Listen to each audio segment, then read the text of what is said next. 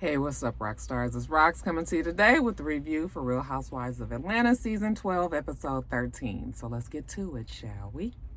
All right, you guys, let's start with Kandi and Porsha since there's this...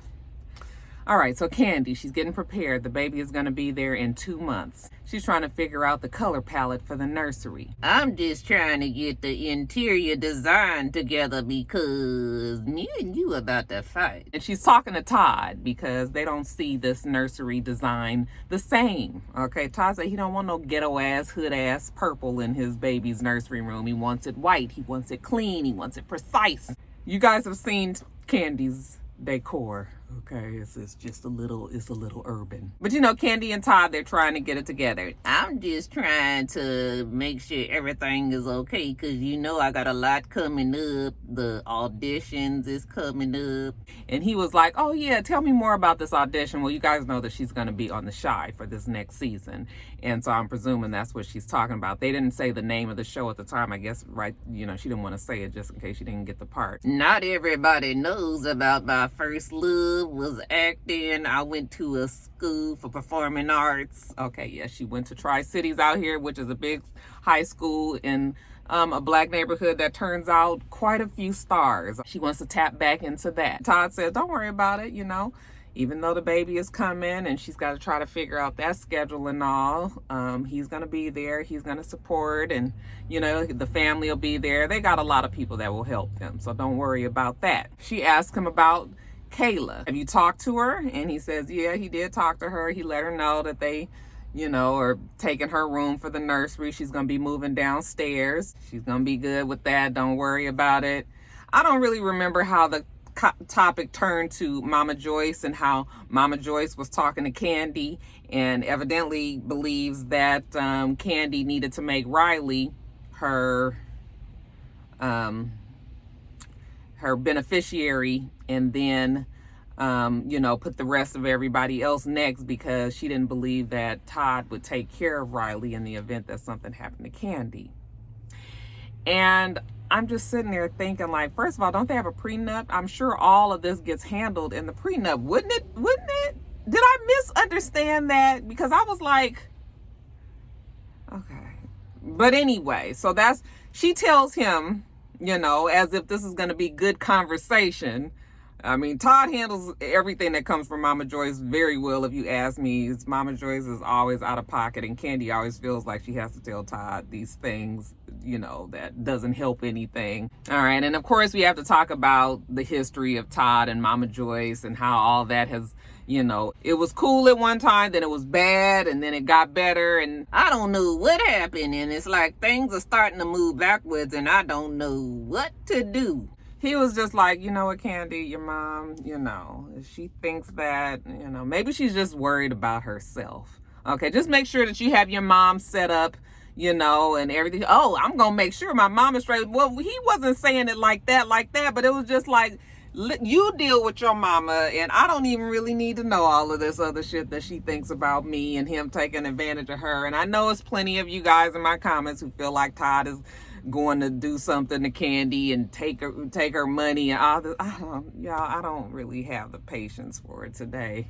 Okay, Mama Joyce is just toxic, and that conversation with Todd and Kandi got on my nerves, but it was the whole show got on my nerves, so this was just par for the course, I guess. Porsha, she's with the superintendent, you guys, and I was just like, I am really trying to like Dennis, but the shit that happens on social media outside of the show is starting to weigh in, you guys. I'm not able to be so objective as I like to be.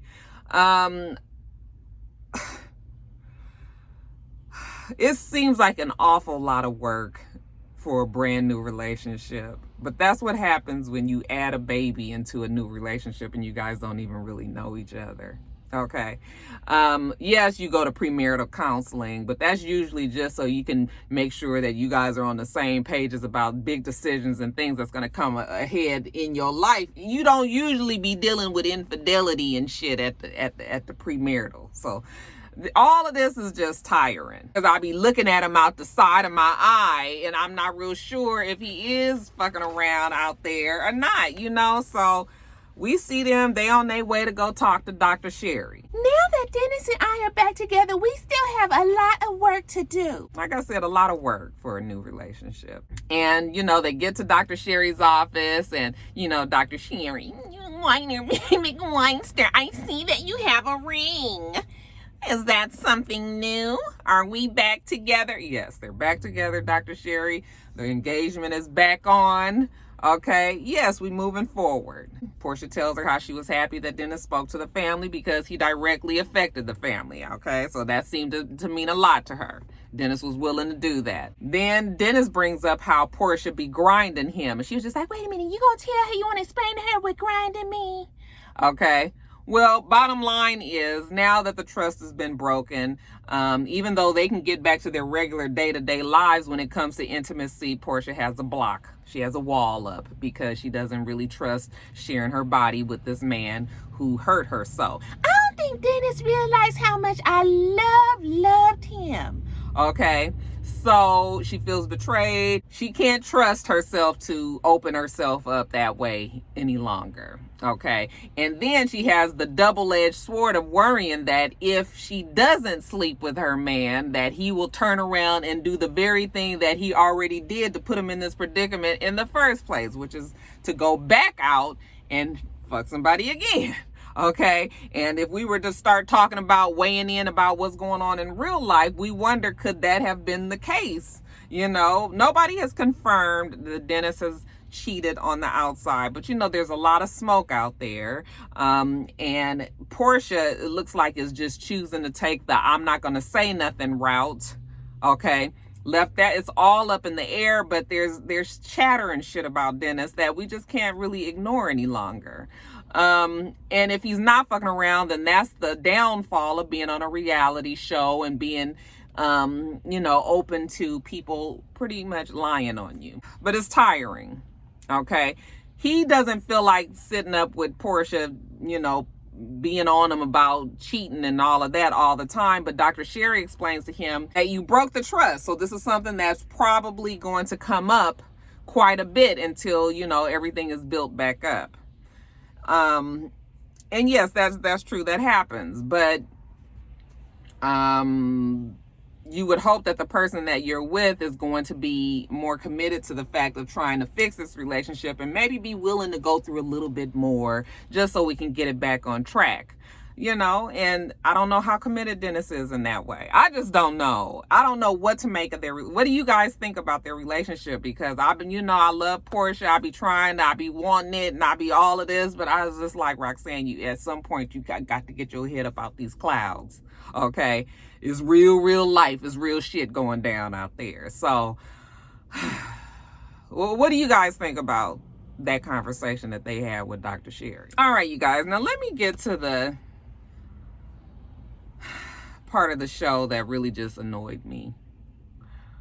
You know, they want us to look at these women as grown-ass women handling their businesses with multi-million-dollar companies and all of this, right? Why do you fucking act like some goddamn stupid-ass high school-ass girls? It is the most frustrating thing about this season. It's way more this season than it's ever been, you know. And I was just like, is this what we got in store? Are we dumbing it down to this point now? This is the kind of shit that this is stupid. So let me just get to it. Cynthia is going to meet with Eva.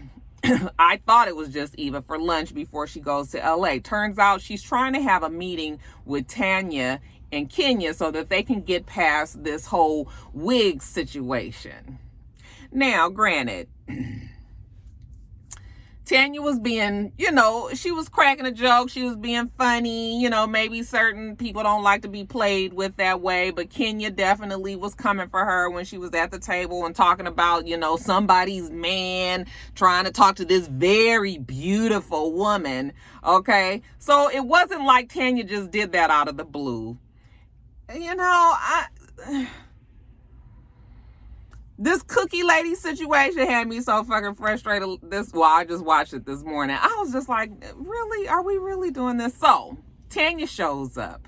Cynthia tells her that Kenya's coming, and she was just like, I'm actually glad that Kenya's coming so that we can get it all discussed and just kind of talk about what it is. So Tanya's just trying to get some clarification. Kenya comes in. I don't think Tanya had any idea that Kenya had then revved herself up to this extent. Okay, she ain't used to this kind of shit. Kenya comes in there and, you know, she's all, hey girls, hey beautiful. You know, of course she ignores Tanya, you know, when Tanya tries to talk to her. Tanya wants to get right to business and kind of address what the situation is. But, you know, Kenya was just like, of course I look pretty. I gotta look pretty before I read a bitch, you know? And it's just like, she was poking. She really wanted Tanya to go there. And Tanya, first of all, I don't even think Tanya has that in her, you know, to retaliate or come back at somebody so nasty and negatively like that. So that's not in Tanya. So what she was trying to do, she wasn't going to be able to draw out. When she sits down, you know, Tanya says it again after she orders her food. Well, Kenya, okay, the girls came to me and told me that there was, you know, that Kenya was upset about the wig. And if there was some truth to it, then we need to talk about it. And you guys, I can't even discuss the you know, how Kenya went off, how unnecessary it was. She's a multi-million dollar business owner. You know, she's the face of it. You know, she doesn't wear wigs. She doesn't wear units. When you do, all right, this is the whole thing. Even if she did decide to wear a weave or not, that does not mean that her product is not doing the things that she claims that it's doing. Now, if we was gonna keep it 100% funky and for real, Kenya just has very thick hair. She is one of those people whose hair just grows. It ain't got shit to do with her products, okay?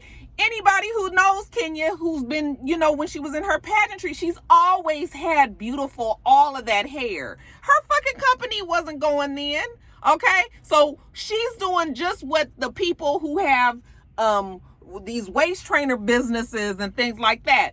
You either have a naturally, you know, athletic physique and you decide to start pushing that kind of product, or you have had surgery and you have this body, and then you push the product to make people think that you have this body because of that waist trainer. When really, in fact, either you've had it surgically done or you just are naturally a thin, you know, athletic person. Okay? It's the same thing that Kenya's doing. Her hair is thick. She has a whole bunch of fucking hair. Okay? So the products is nothing.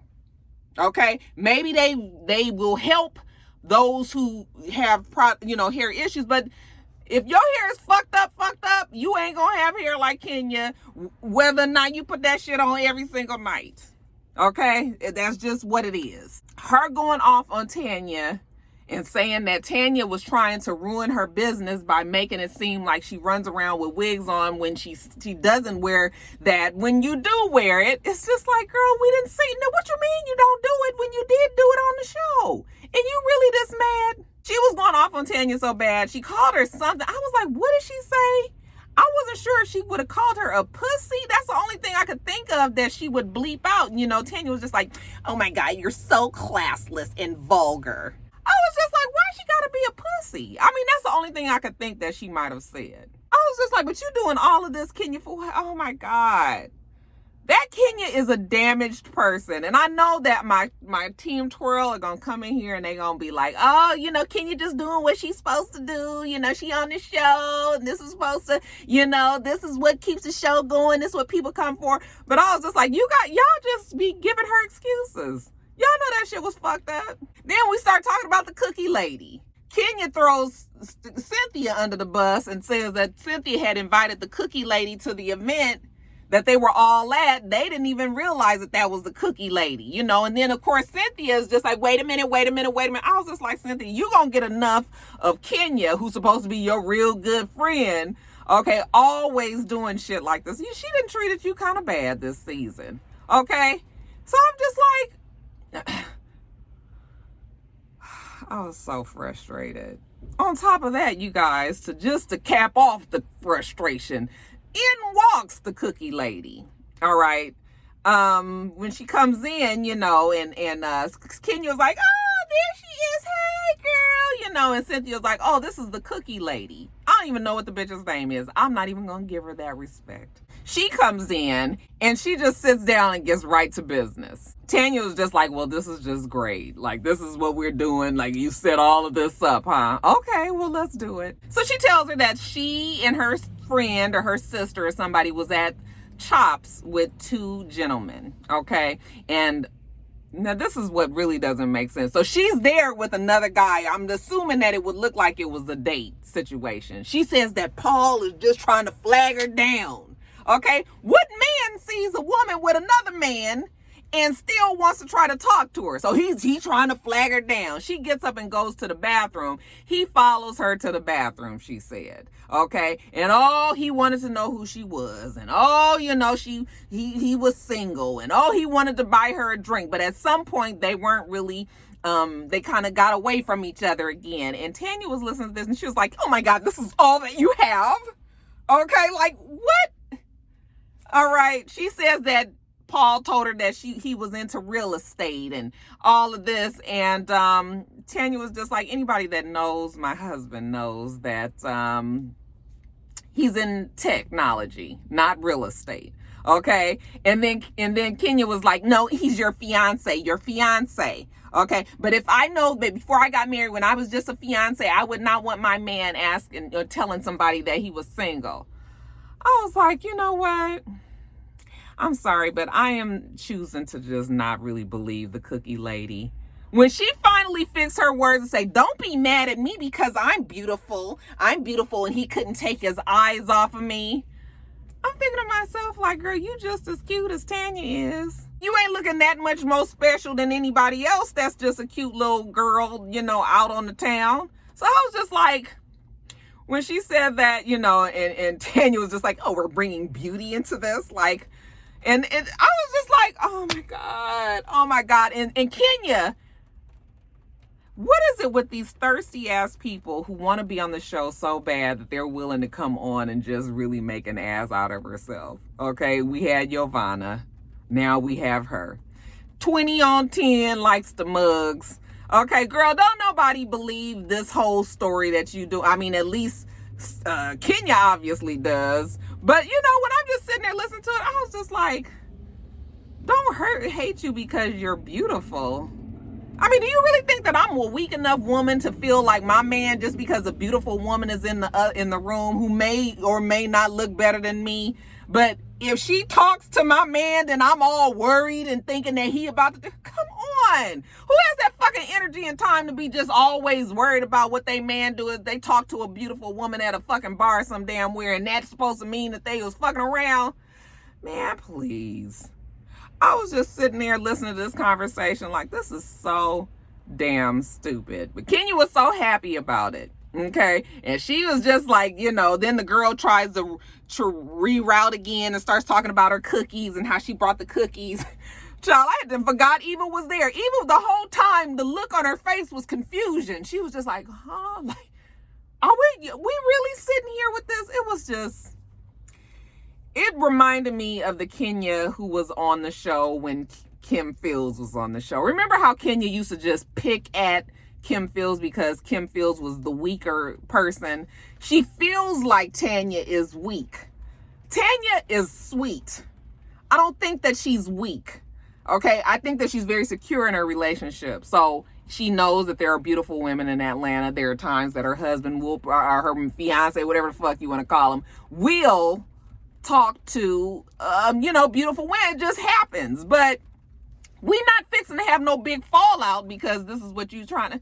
Y'all, I'm telling you, I was outdone and over it. And I was just like, so when the girl was leaving, okay, I'm going to go. Okay, like, you come in, sit down, fuck shit up, and then get up and leave. All right. Okay, girl, I'm going to walk you out, Kenya. I'm going to walk you out. Girl, I can't have you around my man. I can't have you around my man. And Cynthia, she was so uncomfortable because it was just like, why would you invite her to the event? I guess not really tell Tanya, but knew that this was the girl who was accusing Paul, And then you sat there and allowed Kenya to throw you under the bus like that. I was just like, and so, so when Cynthia came back in there, like, oh, where's my cookies? Where are my cookies? I almost felt like she wanted to say something, but then she was just like, let me just leave it alone. All right. But Tanya wasn't studying that girl. At all. And if she was stunting her, bitch, you is not gonna know it on these motherfucking cameras, okay? I am not about to show you my hand, all right? Even if I got to go home and cuss my fiance out, which I don't think Tanya did, but if I did go home and cuss a nigga out, you was never gonna know nothing about it, bitch. You not tearing this shit down. Sorry. Now, we see Cynthia. She makes it to L.A., okay, so happy to see her man, #chill, okay, and he's at the house. He's got his daughter there, the youngest one. She's a senior. Looks like she's about to go away to UCLA. So, you know, and Cynthia says she's getting to know his daughter, but she gets along with everybody, you know, so it's just a getting to know each other process. However, this daughter happens to be the one that is the most focused, the most serious child, okay? So whereas Noelle and the other one is kind of just out there doing their thing, this one looks like she might even be up under her father a little bit more. I'm not sure if the girl lives with him or if she's just visiting him, you know, or he splits the time with her mother or whatever, but the girl was there. We see Mark and Kenya at the same time. They are at Cynthia's wine bar because he's got this fundraiser coming up. It's called the Black Man Lab, okay? And I'm not quite sure what he does it for. I'm fundraising for something, charity, all right? And so he's looking at the space and trying to figure out if this is going to be a good enough place for it. So he's trying to walk himself through it. You can tell that he's very much like that personality that everything has to be right and, you know, concise, and he knows exactly what he wants. And Kenya's there trying to also be in the damn, let this man figure out what the fuck he was like. Why are you even there? Okay, it was kind of how I was feeling. He had it all under control, you know, but, you know, she's all tells the camera, you know, Mark is one of those people, you just let him, you know, do what he has to do, like let him have the floor. Okay, well, let him have the floor and quit trying to interrupt every time the man says something. They call #chill, okay, who's there with Cynthia, because #chill is actually going to be the host of the event. You know, Mark thanks him for that. You know, Kenya says, we all got to get back together and have another double date. And I think #chill is cool on that, okay? And Mark was like, no, we're going to leave these women at home. I was like, you look like you leave your woman at home all the time. But look, #chill, thank you for, you know, offering to be the host for this thing. So, fine. They get off of the phone, and Cynthia comes in the room and she sits down with #chill, and she explains to him exactly what happened when they all went to lunch before she came to LA. Okay, she's going on, and it's just like a regurgitation, just the way that they edited it. That's exactly how I felt when she was talking. And when she finally finished telling them everything, #chill was like, you know what, well, next time you guys get together, just remind me to bring you some juice boxes and cookies, okay, so that you guys can enjoy your stupid ass high school ass fight. I said, this elementary school. This is elementary school. But I was so glad that he said it, because it was just like, you didn't really sit here for 30 minutes and told me about this bullshit and this stupid? Okay. #chill was like, ain't nobody got time. Ain't nobody got time for this. Later on that evening, he's going to have a dinner party. Cynthia says that he's got a lot of female friends, a lot of girlfriends. I said, Cynthia, now, I know you've been on reality shows long enough to know that whenever you plant seeds, people just take off with it. Okay, why are you introducing this kind of negativity into your relationship before you can even get married? All right, who came up with the idea that it would be funny or fun to talk about the fact that this man, this good-looking man who's been single in LA for all this time and has a successful job on a successful show, where did you think that was a good idea to tell people that he's got a lot of female friends and she ain't really too sure about it? Girl, you just want people to be talking negative about your shit before you can even walk down the aisle? Not a smart move. Not a smart move. So he has all of his girlfriends there, and it's obvious that Cynthia has met these girls and they're all very comfortable with each other, because there's no way as a new girlfriend that you could have this conversation with all his female friends. Where are your male friends? Why you got all these beautiful women? If I would have just met her and she said something like that, I would have just been like, well, so what's wrong with you, Miss Insecurity? Okay. But the whole thing, I was just like, this is crazy. Now, evidently, hashtag chill used to be out there player, okay, doing the most. But he was just like, but before and then after I started thinking about it, and then I wanted to really be in a relationship. That's how his voice. I wanted to remember his voice so bad. I really wanted to be in a relationship. So when I met this beautiful young lady, I was just like, okay, and I called my baby's mamas, and I, apologized to them. Now he's telling this whole fucking story with the little girl sitting there in the room. Now I will admit, there are some times when all your friends be around and your child and wandered in the room and you ain't realizing you just saying all kind of outlandish shit because everybody's drinking and having a good time. Then you look around and you see your child looking fucking traumatized though. You done talked about some damn positions or some shit that you done had. So then you got to be like, baby, get out of here. You ain't even supposed to be in here. Okay, well, that was the situation with this little girl, but it wasn't something as potentially harmless as just sexual positions. It was more so him talking about the fact that he cheated on her mother. Like, you having this conversation, that little girl, and the girl was just sitting there and she was just looking, and it was like nobody in the room thought like, maybe she shouldn't be in here. Okay, like I said, they finally realized it, but it was too late. The little girl was upset. He told her to go upstairs, and then she had to go to her room, and then he goes up there with Cynthia, and he was like, he feels bad because, she should have never heard some of those things. And I was like, you think? Okay. And Cynthia is trying to, like, I'm sure they'll be fine and they'll work through it and everything. Like Cynthia said, the little girl probably was just overwhelmed, but yeah, nobody wants to, no.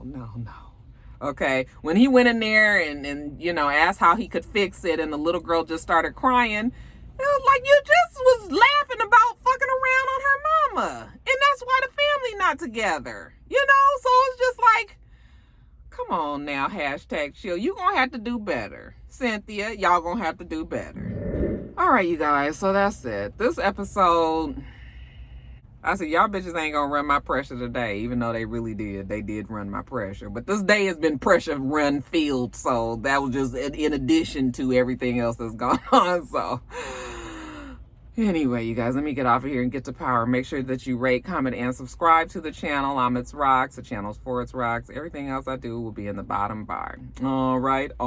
So I hope that you have a wonderful, wonderful rest of your day, and I plan on doing the same. Till next time, Roxstars. Bye.